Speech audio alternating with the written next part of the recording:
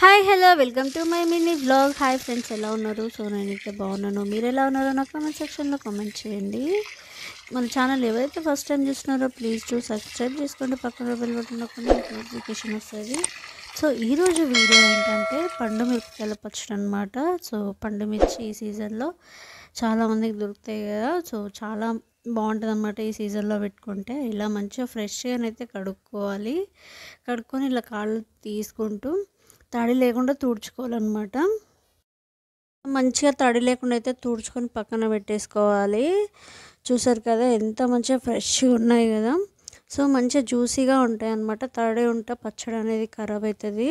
So మనం పెట్టేది నిల్వ పచ్చడి కదా, 1-2 ఇయర్స్ అయినా మంచిగా ఉంటుంది అన్నమాట. సో నేను 2 kgs అయితే తీసుకున్నాను. 1/2 kg అయితే చింతపండు తీసుకున్నాను అన్నమాట. సో ఇవి మంచిగా మెత్తగా ఫైన్గా గ్రైండ్ చేయాలి. చింతపండు పండుమిర్చి వేసుకుంటూ గ్రైండ్ చేయాలి. దాంట్లో కొంచెం 2 స్పూన్స్ అయితే సాల్ట్ వేసుకుంటూ గ్రైండ్ చేయాలన్నమాట. సో చాలా మెత్తగా రుబ్బుకోవాలి. దాంట్లో ఉన్న ఇత్తులు కూడా ఫైన్గా గ్రైండ్ అయిపోవాలన్నమాట. సో అంత మెత్తగా రుబ్బుకోవాలి. సో చూసారు కదా, కొంచెం చింతపండు మిర్చి అయితే వేసేసుకున్నాను. సాల్ట్ వేసేసుకొని ఇంకా మెత్తగా రుబ్బుకోవాలన్నమాట.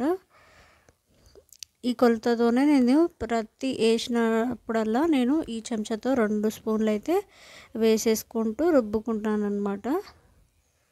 సో ఇలా మంచిగా ఫైన్గా గ్రైండ్ చేసుకోవాలి. ఇలా మెత్తగా ఉండాలన్నమాట. చూసారు కదా, దాంట్లో ఉన్న ఇత్తులు కూడా అసలు కనిపించట్లేదు. ఇలా మంచిగా అసలు వాటర్ అనేది అస్సలు యాడ్ చేయొద్దు. చాలామంది తెలియక యాడ్ చేస్తారు కావచ్చు. సో వాటర్ అయితే అస్సలు యాడ్ చేయొద్దు. మనం సాల్ట్ వేస్తాం కదా, ఇంకా పండు మిర్చి కదా, సో అదే జ్యూసీగా మంచిగా వస్తుంది అన్నమాట. ఇలా గాజు సీసాలు తీసుకోవాలి. ప్లాస్టిక్ అస్సలు యూజ్ చేయొద్దు. ఇలా గాజు సీసాలు తీసుకొని దాంట్లోనే స్టోరేజ్ చేసుకోవాలన్నమాట.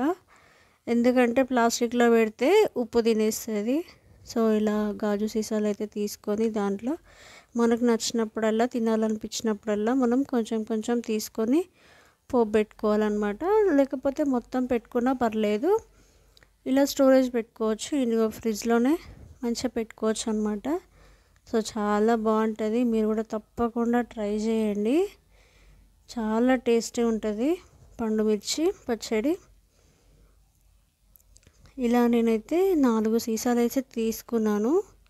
సో 4 సీసాలు అయితే ఫుల్గా నిండిపోయాను అనమాట. కొంచెం మిగిలింది, అదైతే కొంచెం మిగిలింది నేనైతే పోపు పెట్టేస్తాను ఎలా ఉంటుంది అనేసి. సో చాలా బాగుంది అసలు. మీరు కూడా తప్పకుండా ట్రై చేయండి ఇంట్లో. చూసారు కదా, ఇది నేను ఫ్రిడ్జ్లో అయితే పెట్టేసుకుంటాను. మనకు నచ్చినప్పుడు, తినాలనిపించినప్పుడు మనం కొంచెం తీసుకొని పోపు పెట్టుకోవచ్చు. సో నేనైతే కొంచెం తీసి ఇప్పుడైతే పోపు పెట్టుకుంటున్నాను అనమాట. 2 స్పూన్ల ఆయిల్ అయితే వేసేసుకున్నాను. ఇలా నూనె వేడైన తర్వాత పోపు దినుసులు అయితే వేసేసుకోవాలి. జీలకర్ర, ఆవాలు, కొంచెం మెంతులు,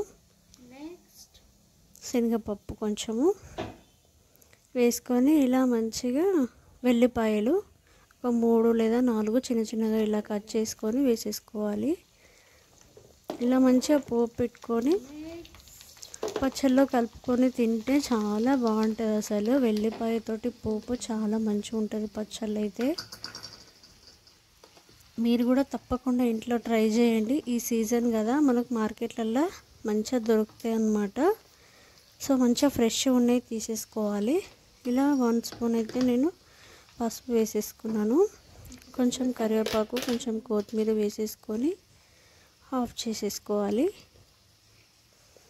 తప్పకుండా మార్కెట్లలో అయితే దొరుకుతాయి. మంచిగా ఫ్రెష్గా తెచ్చుకొని మీరు కూడా ఇంట్లోనే పెట్టేసుకోండి. బయట అయితే రెడీమేడ్ అయితే మనకి మంచిగా దొరకదు అన్నమాట. పచ్చళ్ళు అంతా కల్తీ చేస్తారు కదా. సో చాలా ఈజీ అన్నమాట ఈ పచ్చడి అయితే. మనకు నచ్చినప్పుడు మంచిగా పోపు పెట్టుకొని తినవచ్చు. కొంచెం నెయ్యి వేసుకొని పచ్చడి వేసుకొని తింటే వేడివేడి అన్నంలో చాలా బాగుంటుంది. తప్పకుండా ట్రై చేయండి. కొంచెం కరివేపాకు కొత్తిమీర వేసేసుకొని అవి కొంచెం బ్రౌనిష్గా వచ్చిన తర్వాత నేను ఆఫ్ చేసేసుకున్నాను. ఇంకా పచ్చళ్ళలో కలిపేసుకొని తింటే చాలా బాగుంటుంది. ఈ వీడియో అయితే మీకు నచ్చినట్లయితే ప్లీజ్ టు సబ్స్క్రైబ్ చేయండి. Thank you for watching. Please to subscribe. Bye friends.